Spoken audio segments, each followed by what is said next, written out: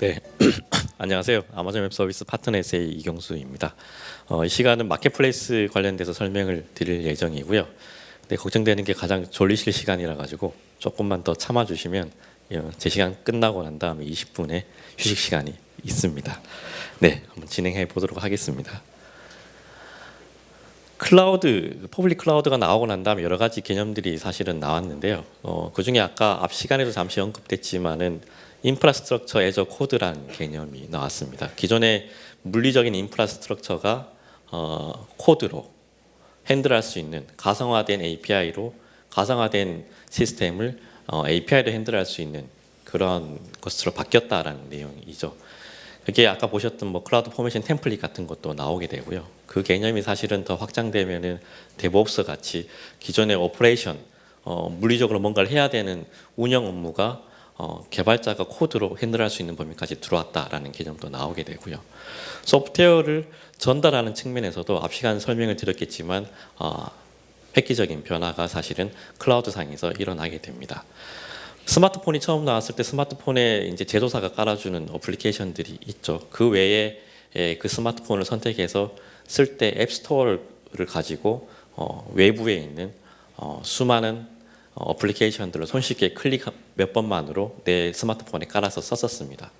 마찬가지로 클라우드로 바뀌게 되면서 이게 B2E, B2B 이 서버 시스템인데도 불구하고 클릭 몇 번만으로 고객이 내가 가진 가상의 데이터 센터 클라우드 상에서 서드파티 소프트웨어를 그냥 바로 설치해서 쓸 수 있는 환경이 바로 이 마켓플레이스입니다.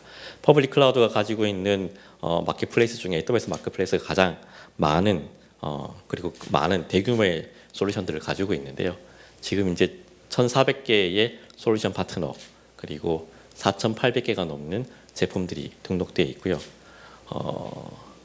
23만 액티브 커스터머, 액티브 어카운트라는 개념인데요. 아마존 웹 서비스 그 고객 사이즈 얘기할 때 수백만 액티브 커스터머, 액티브 어카운트라고 얘기를 하거든요. 그게 뭐 수백만이 뭐 100만인지 900만인지 모르겠지만 제 느낌은 한 10% 정도는 마켓플레이스를 10% 쓰고 있다라는 개념입니다. 아마존 웹 서비스를 사용하는 수많은 고객들 중에 10% 정도 포션이 마켓플레이스를 쓰고 있는 상황이다라는 내용이고요. 아마존 웹 서비스가 가지고 있는 20개가 넘는 리전 중에 18개 리전에 마켓플레이스가 제공된다. 글로벌 리전에 제공된다라는 내용입니다. 이 부분은 이제 마켓플레이스에 등록된 소프트웨어가 굉장히 다양하게 다양한 전 분야에 걸쳐서 있다라는 메시지입니다. 일반적으로 전통적으로 소프트웨어를 분류할 수 있는 뭐 네트워크 시큐리티, 스토리지, 데이터베이스, OS, 어널리틱 관련된 카테고리부터 시작해서 IoT, AI, ML, HPC 같은 트렌디한 이런 제품 분류들도 있고요. 그리고 산업 군별로 헬스, 파이낸스, 미디어, 교육 등 산업 군별로도 해당 소프트웨어를 4,800개가 넘는 소프트웨어들을 잘 카테고리로 나눠 가지고 배치하고 있다라는 내용입니다. 마켓플레이스 아마존 웹 서비스 마켓플레이스 중에 이제 사실은 이제 장사가 잘 되는 카테고리 영역들입니다. 대표적인 영역들이고요. 크게 보시면 뭐 OS는 당연한 영역들이고 그 외에 이제 주로 이제 보안 네트워크 관련된 영역, 그다음에 스토리지, 백업, 뭐 DR 관련된 솔루션 영역, 그다음에 이제 관제 그리고 어널리틱, BI 관련된 툴 영역들이 굉장히 잘 비즈니스가 되고 있는 카테고리 영역들입니다. 그리고 이제 여기 나온 회사들이 이제 글로벌 ISP로서 실제로 마켓플레이스에서 상당한 수익을 올리고 있는 회사들이라고 생각하시면 될 것 같고요. 뒤에 설명드리겠지만 뭐 데이터베이스에 우리나라 소프트웨어의 자존심 티맥스, 티베로 같은 데이터베이스도 올라가 있는 상황입니다. 보시는 이제 로고들은 한국 ISV들 중에 마켓플레이스에 등록된 회사들 제가 생각나는 것들만 정리를 한 겁니다. 제가 이제 아마존 웹 서비스 온 지 4년 3개월 정도 지났는데요. 뭐 기억나는 아이콘들을 이렇게 배치를 해봤고요. 그리고 뭐 사실은 제가 알지 못하고 마켓플레이스 저한테 다 이야기하고 등록하는 건 아니기 때문에 저 몰래 등록된 것들도 굉장히 많을 거라고 생각이 듭니다. 메가존 클라우드 같은 경우는 ISV 컨시어지, ISV를 돕는 전담 팀이 있습니다. 그래서 마켓플레이스 등록이라든지 ISV 회사들의 SaaS와 사시피케이션을 돕는 전담 부서가 있고요. 이 메가전 클라우드를 통해 가지고 올 하반기만 하더라도 뭐 현대, HDS, 파이어링크, 또 어디가 있을까요? 뭐 다양한 회사들이 그 메가전 클라우드의 셀러를 이용해서 자신들의 소프트웨어를 등록해서 마켓플레이스에서 팔고 있고요. 한컴 같은 경우도 다양한 비즈니스 모델로 사실은 마켓플레이스의 상품 타입을 등록하고 있는데요. 재밌는 것 중에 하나는 아마존 웹 서비스가 VDI 솔루션, 워크스페이스라고 불리는 VDI 솔루션이 있습니다. 윈도우즈 데스크탑 환경을 제공하는 솔루션인데 그 데스크탑 환경을 적용하는 워크스페이스 내에서도 마켓플레이스 앱스토어 같은 것들이 제공되고 있고요. 거기에 한컴이 어플리케이션을 최초로 올려서 국내에서 최초로 올려서 VDI 시장도 같이 팔고 있는 그런 상황입니다. 티맥소프트 잘 아시겠지만 제우스, 웹2비, 티베로 같은 B2B 시장의 프레임워크들을 팔고 있고요. 인카인톡스 같은 경우는 이제 미디어 DRM, 앱실링 같은 사스 서비스를 마켓플레이스 등록을 했고, 안내분 파이어월 같은 것들을 등록을 했고요. 트윈워드 같은 경우는 이제 감정 분석이나 문장 분석 같은 것을 하는 AML 형태의 제품인데 이게 API 단위입니다. 하나의 서버 이미지 단위가 아니라 RESTful API를 이건 어떤 걸 분석하는 겁니다. 어떤 걸 분석합니다. API 단위를 등록해서 파는 그런 회사들이고요. SDS, LG CNS 같은 경우도 저희의 대표적인 컨설팅 파트너이죠. 근데 컨설팅 파트너이지만 또 이 자체 회사가 가지고 있는 솔루션들을 패키징해서 마켓플레이스에서 팔고 있습니다. SDS의 브라이틱스라든지 첼로라든지 이런 소프트웨어들이 올라가 있고요. LG CNS도 APM 툴 같은 것들, 프레임워크 같은 것들을 올려서 같이 비즈니스를 하고 있습니다. 그 외에도 메시징, 그다음에 블록체인, 웹방화벽, APM 이런 다양한 사실은 소프트웨어 제품들이 이미 한국에서도 많이 판매되고 있습니다. 예전에 올라갔다가 다시 내려간 것들도 있고요. 지금 이제 쭉 정리하면서 현재 올라가 있는 제품들 기준으로 한번 리스트업 해본 내용입니다. 국내에서도 많이 쓰고 있다라는 내용이고요. 그럼 왜 AWS 마켓플레이스를 써야 되느냐? 대한 내용들을 한번 3가지 꼭지로 정리를 한 내용입니다. 먼저 클라우드를 사용하는 고객들이 원하는 방법대로 내 소프트웨어들을 그 고객한테 전달할 수 있다라는 메시지입니다. 몇 가지 요소들이 있는데 고객들의 쿼트를 딴 것들입니다. 국내 고객 쿼트는 없지만 첫 번째 내용을 보면은 심플페이 CTO가 얘기한 얘기는 내가 소프트웨어를 구매하면서 쓰임에 있어서 그거를 하나를 쓸지 10대를 쓸지 그리고 그 소프트웨어가 구동되는 인프라스트럭처를 미리 확보해 놓고 쓸 필요가 없어졌다.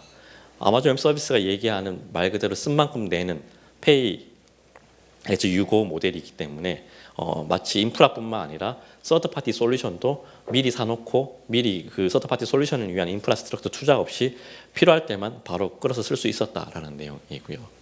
두 번째 쿼트는 부딜의 내용인데 보시면 이제 배포 측면에서 글로벌 전 세계 어디든 아마존 웹 서비스가 얘기하는 22개 리즌을 대상을 얘기를 하는 거겠죠. 어떤 지역이든 내가 원하는 소프트웨어를 원하는 시점에 바로 마켓플레이스를 통해 가지고 설치해서 쓸 수 있었다라는 메시지입니다. 제 이전에서 경험도 사실은 그렇지만 국내에 헤드쿼터가 있고 만약에 유럽의 프랑크푸르트 데이터 센터를 빌려 가지고 하다못해 웹스피어를 하나 깐다 아니면 오라클 DB를 하나 깐다라고 했을 때 국내에서도 사실은 지루한 환경이 벌어지지만 그게 해외 데이터 센터인 경우는 사실 더 복잡해집니다. 거기에 해외의 오라클 파트너를 불러야 되고 오라클 소프트웨어가 올라가기 전에 그 밑에 깔리는 OS 파트너를 또 불러야 되고 그리고 그 밑에 또 그 하드웨어도 딜리버리 돼야 되는 상황이거든요. 그래서 원격지에서 글로벌의 서드파티 솔루션을 구매해서 쓰는 것들이 굉장히 쉽지 않은 프로세스였는데 사실은 마켓플레이스는 전 세계 아마존 웹 서비스 리즌 대부분을 커버하고 있기 때문에 원하는 리즌에 해당 서드파티 솔루션을 그냥 바로 클릭 몇 번만으로 쓸 수 있는 환경이 된다라는 이 쿼트이고요. 마지막 쿼트는 단일화된 정산 모델이다라는 내용입니다. 고객이 마켓플레이스에서 서드파티 솔루션을 구매해서 쓰게 되는 경우 그 고객은 자신이 아마존 웹 서비스 어카운트에서 쓰는 EC2 같은 가상 머신 비용과 아마존 웹 서비스 다양한 솔루션 비용과 함께 AWS 마켓플레이스에서 구매한 소프트웨어 라이센스 비용도 단일한 인보이스에서 보게 됩니다. 그래서 고객 입장에서는 내가 IT 환경을 쓰는데 거기에 대한 모든 비용 내역들이 아마존 웹 서비스 빌링 리포트에 다 들어있는 상황입니다. 들어가 있으면은 빌링 들어가서 보면 아마존 웹 서비스의 시간 단위로 현재까지 얼마를 썼고 이대로 쓰면 이번 달에 얼마가 나올 것 같습니다. 예상이 되는데 거기에 서드 파티의 소프트웨어 라이센스 비용도 그런 예상으로 같이 관리할 수 있는 빌링 콘솔을 아마존 웹 서비스에 제공하고 있습니다. 그러면 마켓플레이스에서 제공하고 있는 서드파티 솔루션들의 라이센스, 프라이싱 모델들은 어떤 것들이 있냐라는 것들을 정리한 내용들인데요.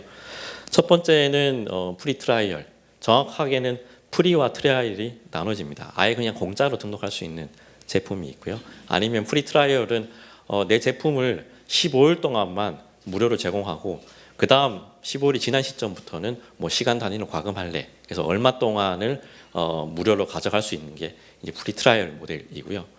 컨섬션 모델은 뭐 그냥 대표적으로는 시간 단위로 과금한다 생각하시면 될 것 같습니다. 내 소프트웨어를 마켓플레이스에서 내 어카운트에 다운로드해서 쓰는데 그게 구동한 시간만큼 얼마씩 뭐 시간당 뭐 1불씩 시간당 몇 센트씩 과금하는 모델이 컨섬션 모델이고요.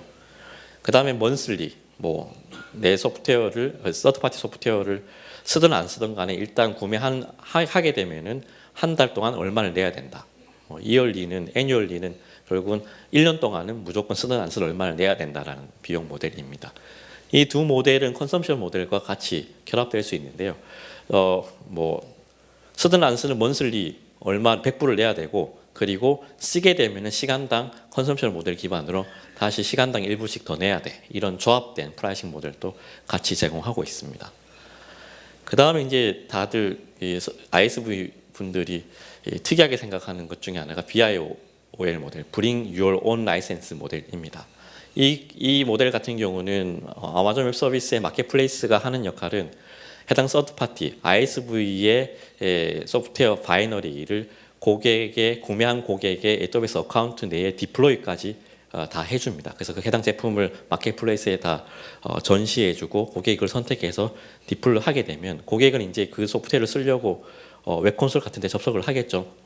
접속을 하게 되면은 웹콘솔에 땡땡땡 소프트웨어이고 이걸 쓰기 위해서는 땡땡땡 소프트웨어에 누구한테 연락해서 라이센스를 구매해서 쓰십시오라는 메시지를 이제 보여주게 되고요. 그 메시지를 보고 고객이 해당 땡땡땡 소프트웨어에 연락해서 돈을 주고 라이센스를 구매해서 라이센스 키를 입력하든 아니면 그 소프트웨어 판매 회사에서 고객의 인스턴스 아이디나 IP 정보를 가지고 쓸 수 있게끔 라이센스를 내려주든 간에 그래서 구매하고 난 다음에 쓸 수 있는 모델이 바로 BIOL 모델입니다. 앞선 모델 같은 경우는 아마존 웹 서비스가 청구하고 돈을 받아서 그 판매자한테 정산해 주는 모델이기 때문에 최소한의 그 라이센스 중에 일정 포션을 아마존 웹 서비스가 가져가게 됩니다. 근데 BIOL 모델 같은 경우는 아마존 웹 서비스 마켓플레이스에서 가져가는 비용은 하나도 없습니다. 그렇다고 해서 BIOL 모델을 등록함에 있어서 받는 비용도 없습니다. 그냥 아마존 웹 서비스 입장에서는 최대한 아마존 웹 서비스는 쓰는 고객들한테 다양한 소프트웨어를 제공하기 위해서 BIOL 모델도 그냥 무료로 등록해서 마켓플레이스에 보여주는 형태로 제공하고 있습니다. 그 다음에 이제 이게 저작년 말쯤에 나온 걸로 기억되는데요. 프라이빗 오퍼링 기능이 있습니다. 내 제품은 마켓플레이스에 시간당 100원짜리로 등록을 했는데 그게 뭐 대학생에서도 시간당 100원이고 삼성전자 같은 대규모 회사에서 수천재를 써도 시간당 100원으로 파는 거는 좀 불합리하지 않냐. 그렇기 때문에 특정 고객 어카운트한테는 시간당 50원으로 제공할래. 프라이빗한 프라이싱 모델을 제공할 수 있는 옵션이 바로 이 셀러 프라이빗 오퍼라는 기능이 마켓플레이스에 추가로 런칭이 된 사항입니다. 최대한 실생활에서 일어나는 서드파티 유통 모델을 마켓플레이스에 담고자 하는 노력 중에 하나 일환으로 이런 모델들이 사실은 추가되고 있다고 생각하시면 될 것 같습니다. 그 다음에 앞선 시간에 뭐 길게 설명을 했는데요. 마켓플레이스에 등록할 수 있는 소프트웨어 유형은 어떤 것들이 있냐라는 내용인데요. 뭐 대표적으로는 크게 이 세 가지 서버, 단일 서버 이미지 모델, 그 다음에 해당 서버의 클러스터와 네트워크 구조와 아마존 웹 서비스 솔루션까지 다 엮은 클러스터 모델, 그리고 세 번째는 사스 유형입니다. 이 앞선 두 개의 유형은 어쨌든 이 바이너리, 이 클라우드 포메이션을 마켓플레이스에 등록하고 고객이 구매하게 되면 고객의 어카운트에 설치돼서 사용하는 모델이라면 사스 모델 같은 경우는 해당 사스 소프트웨어 서비스가 판매자, 셀러, ISV 아마존 웹 서비스 어카운트에서 돌아가고 있는 거고 이 시스템에 접속해가지고 복수의 테넌트, 다수의 고객들이 시스템을 쓰는 형태의 모델이 이 사스 유형입니다. 그래서 크게는 이 세 가지 유형을 가지고 있고요. 그 외에도 마켓플레이스에 등록돼서 판매되는 유형들은 굉장히 많이 있습니다. 아까 보셨던 아마존 머신 이미지, 클라우드 포메이션 템플릿, 사스도 있고요. 그리고 아까 트윈워드 설명하면서 말씀드렸던 RESTful API, 그냥 API 하나하나를 상품으로 등록해서 호출되는 숫자라든지 거기에서 올리는 데이터 사이즈라든지 이런 것들로 프라이싱할 수 있는 API의 상품 유형도 있고요. 그 다음에 그냥 컨테이너, 아마존 웹 서비스의 컨테이너 서비스, ECS, 파게이트, EKS 같은 컨테이너 서비스에서 돌아갈 수 있는 컨테이너를 만들어서 등록해서 파실 수도 있습니다. 그리고 이것도 사실 컨테이너 모델이긴 한데요. 아마존 웹 서비스의 AI, ML 대표적인 플랫폼 서비스인 세이지 메이커라는 서비스가 있는데요. 여기에서 돌아갈 수 있는 학습 알고리즘이나 또는 러닝 모델, 예측 모델을 컨테이너 형태로 말아가지고 올려서 세이지 메이커 위에서 쓸 수 있도록 만들어주는 그러한 유형도 제공하고 있고요. 그 외에도 AWS 와프, 웹방화벽의 룰셋들을 또 판다거나 아까 말씀드렸듯이 VDI 솔루션 같은 워크스페이스에 판매할 수 있는 채널도 마켓플레이스를 통해 가지고 다 등록을 하게 됩니다. 왜 AWS 마켓플레이스냐 두 번째 이유인데요. 두 번째는 특별히 어려운 게 없습니다. 아마존 웹 서비스가 가지고 있는 수백만 액티브 커스터머를 서드파티 ISV도 타겟 고객층으로 만들라라는 내용입니다. 이미 아마존 웹 서비스를 쓰고 있는 고객이 글로벌리 제일 많기 때문에 여기 들어와서 제품을 전시하면 그 고객들이 왔다 갔다 하면서 쓸 수 있다라는 내용입니다.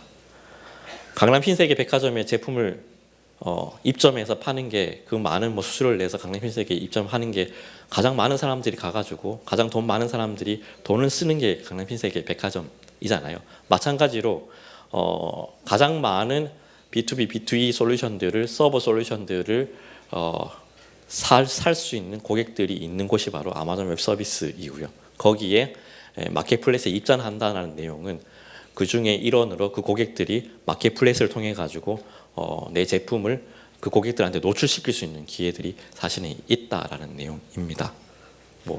비슷한 쿼터들인데요. 앱 다이나믹 APM 툴이죠. 보시면 휴즈 트랜잭션이 AWS 마켓플레이스에서 일어났다. 그리고 그게 딜 사이즈들이 점점 커지고 있다라는 쿼터이고요. 시트릭스 네스케일 같은 보안 제품 같은 경우도 보시면 드라마틱하게 작년에 우리의 그 판매 지역이 넓어졌다라는 내용이고요. 그리고 달을 거듭할수록 커스텀의 숫자와 레비뉴가 더블이 됐다라는 내용들을 사실은 이야기하고 있습니다. 물론 마켓플레이스에 입점한다고 해서 다 이렇게 드라마틱하게 수익이 늘어난다는 내용은 아닙니다. 사실은 글로벌 브랜드 파워를 가지고 있고 이미 온프라미스 데이터 센터의 시장에서도 유명한 솔루션들은 마켓플레이스에 올리는 순간 이미 알고 있는 솔루션들이고 그게 AWS의 클라우드 네이티브한 기능들을 결합되면서 쓸 수 있는 걸 고객이 자연스럽게 특별한 마케팅 없이도 찾아서 쓰면서 그게 퍼져나갈 수는 있는데 그렇다고 해서 국내 ISV, 작은 ISV, 잘 알려지지 않는 ISV 솔루션이라 하더라도 사실은 마켓플레이스에 등록을 해놓고 그걸 통해 가지고 글로벌로 나갈 수 있는 쉽게 나갈 수 있는 가장 손쉬운 방법이 바로 AWS 마켓플레이스 중에 하나입니다. 앞서 설명드린 그 국내 고객 레퍼런스 중에 뭐 아까 그 인카 인투웍스 미디어 DRM을 사스로 만들어서 판매했던 회사 같은 경우는 제가 알기로는 아마 인도 디즈니였나 뭐 마켓플레이스에 사스로 등록을 해놨더니만 인도의 디즈니가 그 해당 DRM으로 아마존 웹 서비스의 미디어 서비스와 같이 결합돼서 그것들이 판매되기 시작을 했거든요. 자연스럽게 물론 뭐 마켓플레이스 등록하고 난 다음에 마케팅 활동을 하셔야 되겠지만은 마켓플레이스 등록하는 것만으로 예상치 못하게 내 소프트웨어가 글로벌 엔터프라이즈 고객들한테 노출이 되고 그로서 회사가 성장할 수 있는 기회들이 사실은 훨씬 더 높아진다라는 메시지로 이해해 주시면 될 것 같습니다. 마지막 끝으로 이제 뭐 효율성과 수익성을 계산하라는 내용인데요. 이건 아까 앞선 시간에 사스 메시지랑 사실은 비슷합니다. 기존의 소프트웨어 판매하기 위해서 어떻게 하셨나요? 뭐 채널을 운영해가지고 채널사 세일즈와 영업을 교육시키고 그 사람들한테 커미션을 주고 고객들한테 나가게끔 만든다거나 아니면 고객이 특정 솔루션을 소프트웨어를 구매해서 쓰기 위해서 어떤 행동을 했나요? 뭐 소프트웨어 등록 사기 전에 BMT 해야 되겠다, POC 해야 되겠다. 그럼 장비 갖다 줘야 되고 그 장비 비용은 누가 내냐? 뭐 장비 업체 벤더한테 좀 빌려달라 요구하고 가서 또 소프트웨어 엔지니어가 가서 설치해주고 보여주고 하는 지루한 과정들이 사실은 팔기 위해서 돈을 못 받으면서 일어나는 지루한 과정들이 사실은 있었던 거죠. 근데 사실은 마켓플레이스에 등록한다는 건 사실 제가 지금까지 설명드린 과정들이 사실은 다 스킵되는 겁니다. 물론 잘 만들어진 고객이 그 문서만 보고 올려진 매뉴얼만 보고 할 수 있도록 문서를 잘 만들어야 되겠죠. 어쨌든 그렇게 만들어 놓고 마켓플레이스에 등록을 하게 되면 결국은 고객이 찾아서 설치하고 테스트하는 거를 일단은 우리 쪽 소프트웨어 벤더사의 엔지니어링 없이 체험을 해본다는 거죠. 그리고 이거 괜찮네, 많이 써야 되겠네. 그러면 그제서야 마켓플레이스를 통해서 더 쓴다거나 아니면 마켓플레이스를 통해서 잠시 몇 시간 테스트해보고 며칠 테스트해보고 해당 소프트웨어 벤더사에 연락해서 우리 볼륨 라이센스 계약합시다. 이런 형태로 비즈니스가 자연스럽게 연결된다는 내용입니다. 그래서 마켓플레이스에 등록한다는 것은 결국은 고객이 셀프 서비스를 할 수 있는 형태의 아마존 웹 서비스는 해당 고객 어카운트에 해당 소프트웨어를 디플로이 하는 것까지 저희가 자동화해 준다라는 내용이고요. 소프트웨어 판매사 입장에서는 그러고 난 다음에 어떤 절차로 고객이 쓸 수 있는지 셀프 서비스를 할 수 있는지 문서만 잘 만들어 놓게 되면 사실은 기존의 소프트웨어 유통 방식과 전혀 다른 비용 모델로 고객한테 해당 소프트웨어를 전달할 수 있게 된다라는 내용입니다. 네, 지금까지 이제 마켓플레이스의 비즈니스적인 설명들을 드렸고요. 이후 세션은 이제 마켓플레이스에 등록하기 위해서 기술적으로 어떤 것들을 확인해야 되느냐에 대한 내용들입니다. 첫 번째로 AMI 상품에 대한 내용입니다.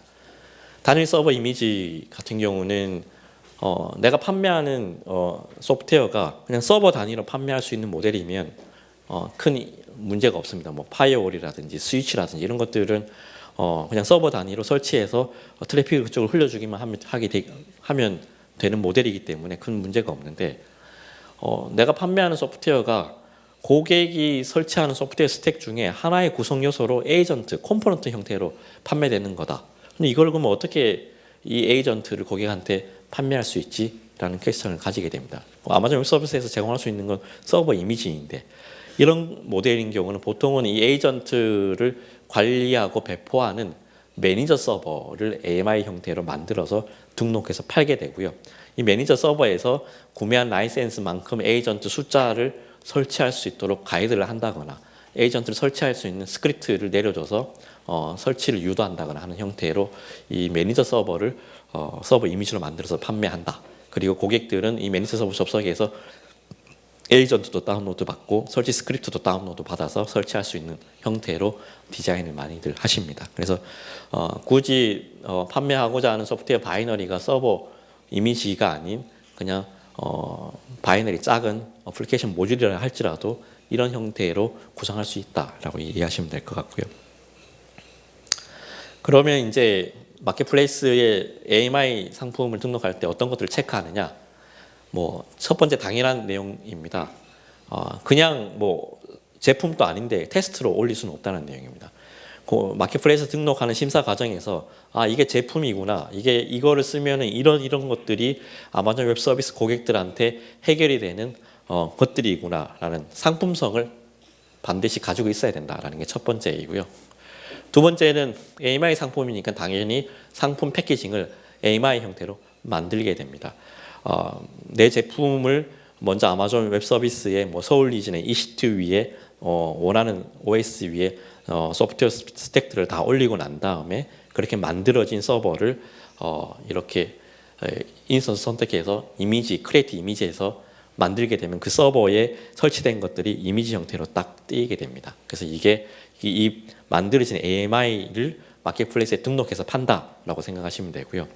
이때 마켓플레이스에서 요구하고 있는 것들은 해당 AMI가 아마존 웹 서비스 22개 리전 중에 노스 버지니아 리전에 있어야 된다라는 내용입니다. 내가 AMI를 지금 서울 리전에서 다 했는데 이거 노스 버지니아 리전에 둬야 되네 했을 경우, 이때 이제 서울 리전에 만들어진 AMI 같은 경우는 카피 기능이 있습니다. 리전 간 카피 기능을 통해 가지고 어떤 리전으로, 노스 버지니아 리전으로 카피해서 카피된 이미지를 마켓플레이스 셀러 사이트에 등록하는 형태로 등록을 하실 수 있다라는 내용입니다. 그리고 서버의 EC2에 이제 소프트웨어 스택들 다 깔아서 AMI 이미지를 만들었는데, 사실은 고객한테 전달됐을 때 그 이미지 그대로 초기화 없이 구동되는 소프트웨어들은 거의 없습니다. 그래서 그게 라이센스를 받기 위한 유니크한 아이디, 인스턴스 아이디를 가져온다든지, 어쨌든 해당 그 이미지가 구매한 고객한테 설치될 때 초기화를 해야 되는 영역들이 필요하게 됩니다. 그래서 아마존 웹 서비스의 아마존 머신 이미지와 페어돼 가지고 지원되는 기능 중에 하나가 유저 데이터라는 영역이 있습니다. 이 유저 데이터는 그 해당 OS에서 돌아갈 수 있는 쉘 스크립트를 지원하게 됩니다. 그래서 이 쉘 스크립트 언어로 초기화에 필요한 로직들을 호출해서 최초로 그 AMI 이미지가 구매된 고객한테 판매돼서 런칭될 때 초기화할 수 있는 스크립트가 실행될 수 있는 형태로 초기화 스크립트를 여기 걸어둘 수 있다라는 게 주요 내용이고요. 마켓플레이스 등록하실 때 대부분의 그 판매자가 AMI 이미지와 그리고 초기화 스크립트를 이 유저 데이터에 넣는 형태로 같이 구성을 하십니다. 그 외에 이제 AMI 상품의 체크 요건인데요. HVM 64비트 유형이다. 최신 EC2 패밀리들은 사실 이 유형들이기 때문에 크게 신경 안 쓰셔도 될 것 같고요. 당연히 상식적으로 내가 만든 상품 패키징한 AMI 이미지에 모래라든지 백도어라든지 바이러스가 있으면 안 되잖아요. 이런 것들이 없어야 된다. 그리고 이런 것들을 그 마켓플레이스 셀러 포탈에 AMI를 등록하는 순간 셀프 서비스 스캐닝 툴이 돌면서 이런 것들을 다 체크하게 됩니다. 그래서 상품을 등록해서 완벽하게 만들기 전이라도 해당 AMI 이미지 떠가지고 셀러 포탈에 올리는 순간 이 셀프 스캐닝 툴을 통해 가지고 어떤 것들을 조치하라는 리스트가 쭉 자동으로 나오게 되고요. 그런 것들을 다 미티게이션해서 여기에서 스캐닝된 게 제로로 나와야지만 그 다음 단계로 넘어가게 됩니다. 그래서 셀프 스캐닝 툴 적극적으로 활용하셔라라는 내용들이고요. 그 다음에 이제 체크하는 게 SSH ID 패스워드로 로그인하게끔 열어준다거나 PM 키값 형태로 변경해서 로그인하는 형태로 구성을 하셔야 되고요. 그래서 리눅스 같은 경우에 SSHD 컴프의 ID 패스워드 로그인을 막는다거나 또는 루트 로그인을 막는 작업들을 하셔야 되는 것들이 있고요. 그리고 어플리케이션, 내가 판매한 소프트웨어의 웹 콘솔이라든지 초기 쓰기 위해서 뭔가 로그인하고 들어가야 되는데 그때 사용되는 ID 패스워드, 특히 패스워드는 고정값이면 안 된다라는 내용입니다. 땡땡땡 소프트웨어 A라는 제품을 설치해서 마켓플레이스에서 구매하면 모든 고객이 초기 패스워드가 스콧 타이거예요. 이거 안 된다라는 내용입니다.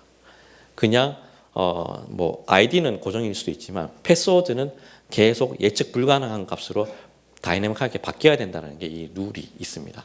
그래서 사실은 많은 마켓플레이스 내 기존에 있던 제품을 서버 이미지로 만들어서 마켓플레이스에 등록할 때 어플리케이션적으로 수정해야 되는 유일한 부분이 바로 이 초기 패스워드를 랜덤 값으로 바꿔주는 영역인데요. 대부분의 이제 마켓플레이스 상품들은 지금 가려져서 잘 안 보이지만은 고객이 해당 제품을 설치하게 되면은 해당 EC2 인스턴스가 뜨면서 인스턴스 아이디가 유니크한 아이디가 고객의 EC2 콘솔 화면에 쭉 리스트업 되거든요. 그래서 이 인스턴스 아이디를 가져와서 이거를 아까 유저 데이터 영역에 쉘 스크립트로 인스턴스 아이디를 가져올 수 있는 방법이 있습니다. 그래서 인스턴스 메타 데이터를 호출하는 부분이 있는데 그래서 그걸 호출해 가지고 인스턴스 아이디를 가져와서 그 아이디를 여기서 요구하는 패스워드로 박는 로직을 유저 데이터의 쉘 스크립트 영역으로 많이 한다. 그래서 기존의 제품을 패키징 할 때 우리 개발팀에 뭐를 요청해야 될지 이게 고민하셔야 될 건데 그게 이제 첫 번째는 당연히 EC2 위에 제품을 올려주십시오 라는 게 있고 두 번째는 초기 로그인 패스워드를 EC2 인스턴스 메타데이터로 바꿔주십시오. 그리고 그거를 스크립트 형태로 만들어 주시면 그 스크립트를 유저 데이터의 영역에 박아가지고 판매될 수 있도록 하겠습니다. 그러니까 이제 유일하게 어플리케이션적으로 바뀌는 영역이 바로 이 고정 패스워드 금지 조항입니다. 지금까지 이제 단일 서버 이미지의 기술적인 체크리스트 항목들이었고요. 두 번째는 이제 클라우드 포메이션 상품, 클러스터 상품의 체크리스트입니다. 그래서 뭐 아까 많이 설명드렸듯이 제이슨이라든지 야물 형태로 뭐 아마존 웹 서비스의 RDS랑 이런 사설 네트워크 VPC랑 방화벽인 시큐리티 그룹이랑 이런 것들을 다 클라우드 포메이션으로 만들어서 등록을 하는 것들이고요. 제품을 잘 안 보이실 수도 있는데요. 제품을 등록함에 있어서 하나는 AMI 형태 모델이고 또 다른 거는 클라우드 포메이션 이거를 하나는 AMI고 하나는 클라우드 포메이션 클러스터 형태로 옵셔널하게 두 가지 타입을 또는 세 가지 타입을 등록할 수 있는 것도 같이 지원을 합니다. 그래서 뭐 싱글 AMI 형태는 뭐 작은 미들 티어 SMB 타겟으로 하는 제품이고 클라우드 포메이션 형태는 좀 더 스케일하고 클러스터 형태로 구성해서 엔터프라이즈 고객을 위한 더 비싼 라이센스로 판매하는 거라든지 이런 형태로 옵셔널하게 구성할 수 있다라는 내용들이고요. 그래서 클라우드 포메이션 형태의 기술 체크리스트는 당연히 뭐 단일 서버 이미지 AMI에 앞서 보셨던 것들을 다 체크를 하게 되고요. 해당 클라우드 포메이션 템플릿을 등록하게 되는데 해당 클라우드 포메이션의 템플릿과 그 다음에 이 템플릿을 실행했을 때 얼마 정도 비용이 예상되는지 예상 가격 그리고 이 클라우드 포메이션으로 통해 가지고 디플로이 되는 아키텍처 다이어그램 요 네 가지 요소를 등록하게 된다라는 내용입니다. 기술적으로 체크리스트를 해야 되는 것들은 앞서 보신 AMI 이외에 해당 클라우드 포메이션은 네스티드 스택 구조를 가지면 안 된다라는 내용인데요. 이 말은 무슨 말이냐 하면 클라우드 포메이션을 모듈별로 스택을 만들어 가지고 이게 외부 링크로 외부 클라우드 포메이션을 땡겨서 할 수 있습니다. 아키텍처 측면은 클라우드 포메이션 복잡한 클라우드 포메이션을 하나의 파일에 다 설명하는 게 아니라 모듈별로 나눠서 하면 관리하기도 쉽고 좋은데 마켓플레이스의 상품을 심사하는 사람 입장에서는 이거 클라우드 포메이션 템플릿 등록을 하긴 했는데 중요 로직은 다 외부 링크에 있는 클라우드 포메이션을 불러다 쓰네. 그러면 고객한테 내가 심사했을 때 등록했을 당시와 다르게 해당 셀러가 원격지에 있는 클라우드 포메이션을 바꿔버리면 다른 상품이 디플로이 될 수 있는 구조잖아요. 그래서 그런 것들을 막고자 클라우드 포메이션은 한 개의 파일로 다 디스크리션 하라라는 게 이 원칙 중에 하나이고요. 컨테이너로 구성된 상품도 비슷합니다. 컨테이너로 구성해서 상품을 뭐 AMI 이미지나 클라우드 포메이션 내에서 다 집어넣어서 하는데 해당 컨테이너를 받아오는 허브가 외부에 있는 거죠. 그러면 심사하고 난 다음에 컨테이너 허브에 전혀 다른 컨테이너를 말아서 올리게 되면 전혀 다른 상품이 고객한테 갈 수 있기 때문에 컨테이너 상품도 그냥 컨테이너로 구동되는 건 좋은데 컨테이너를 받아오는 허브가 외부에 있으면 안 된다라는 내용입니다. 그리고 클라우드 포메이션에 아까 전 시간에 잠시 설명을 드렸지만 여러 가지 고객의 인풋을 받을 수가 있거든요. 이때 인풋을 받을 때 아마존 웹 서비스에 해당 고객의 IAM 크리덴셜 키값을 받으면 안 된다. 그리고 개인정보를 받으면 안 된다. 또는 접근 가능한 IP나 DB 패스워드를 디폴트로 박지 말고 클라우드 포메이션 템플릿에 고객의 입력한 값을 받아가지고 그걸 가지고 세팅해줘라 라는 로직들, 고정 패스워드 금지 조항이랑 비슷한 내용들이죠. 것들이 있고요. 그리고 이제 웰런 포트, 뭐 22번 포트나 RDP 포트나 또는 뭐 MySQL이 있으면은 뭐 3306인가요? 그런 유명한 데이터베이스의 웰런 포트들을 any 오픈으로 여는 형태로 시큐리티 그룹 방합의 설정을 하면 안 된다. 이거는 이런 포트들에 대해서는 고객한테 IP를 받아가지고 해당 IP 범위만 열 수 있도록 하라라는 내용들입니다. 이제 세 번째 대표적인 유형으로 SaaS 상품입니다. SaaS 상품에 대한 설명을 한번 드리도록 하겠습니다. SaaS는 셀러의 어카운트에 모든 시스템이 구축되어 있죠. 마켓플레이스에서 사실은 어떤 바이너리가 고객한테 전달돼서 설치해주고 하는 것은 아닙니다. SaaS 상품은 이미 판매자가 다 구축을 해놓은 상황이고 이거를 마치 백화점에 입점하듯이 홍보 채널로 마켓플레이스에 등록을 하는 형태입니다. 몇 가지 조건이 있는데요. 첫 번째 조건은 해당 SaaS 시스템이 아마존 웹 서비스 셀러 어카운트에서 돌아가고 있어야 된다. SaaS 시스템을 다 만들어 놨는데 초기 가입 페이지만 아마존 웹 서비스 셀러 어카운트에 만들어 놓고 나머지 리소스는 다 애저에 가 있다. 이러면 안 되잖아요. 그래서 저희가 마켓플레이스에 등록함에 있어서 해당 SaaS 시스템은 아마존 웹 서비스의 셀러 어카운트에서 다 구축되어 있어야 된다는 게 첫 번째 조건이고요. 두 번째 조건은 한 2년 전에 추가된 조건인데 SaaS라는 건 결국은 가입하고 고객이 서브스크립션에서 매달 비용을 내는 빌링이 일어나는 서비스입니다. 이때 SaaS에 등록하고자 하는 SaaS 시스템의 결제 수단 중 하나는 반드시 아마존 웹 서비스의 마켓플레이스 SaaS 빌링이 거기 통합되어 있어야 된다라는 게 두 번째 조건입니다. 그래서 마켓플레이스의 빌링과 연계되어 있어야 되고 그 다음에 SaaS 시스템이 셀러의 어카운트에 있어야 된다라는 게 이제 요건입니다.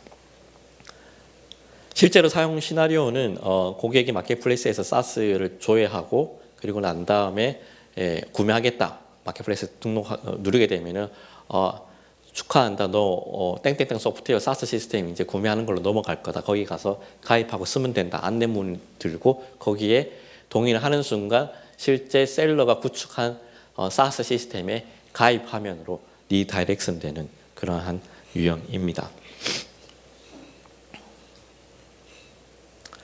SaaS 같은 경우는 그 프라이싱 모델이 좀 다른데요. 크게는 이 미터링과 컨트랙 두 개로 나눠진다라고 이해하시면 됩니다. 미터링 같은 경우는 아까 말씀드린 대로 pay as you go입니다. 내가 얼마큼 이 고객이 얼마큼 썼기 때문에 얼마를 청구해줘 쓴 만큼 매 시간 그 SaaS 판매자가 아마존 웹 서비스 빌링 시스템한테 이 고객 얼마 썼어, 이 고객 얼마 썼어, 얼마 썼어 쌓아놓게 되면 마켓플레이스에 에서 한 달치 모아가지고 같이 과금해서 정산해주는 모델이고요. 컨트랙 모델은 구매자가 나는 뭐 10명의 유저를 한 달 동안 쓰겠어. 미리 10명을 약정하고 결제하고 들어가서 쓰는 시스템입니다. 그래서 이것도 사실은 SaaS 모델에 제공을 하고 있고요. 그래서 그 고객은 10명치를 내고 한 명을 쓰든 10명을 쓰든 그 비용을 이미 낸 거고요. 판매자 입장에서는 이 고객이 10명치를 구매했기 때문에 10명 범주 내에서 쓸 수 있게끔 컨트롤만 해주면 되는 그러한 내용들입니다.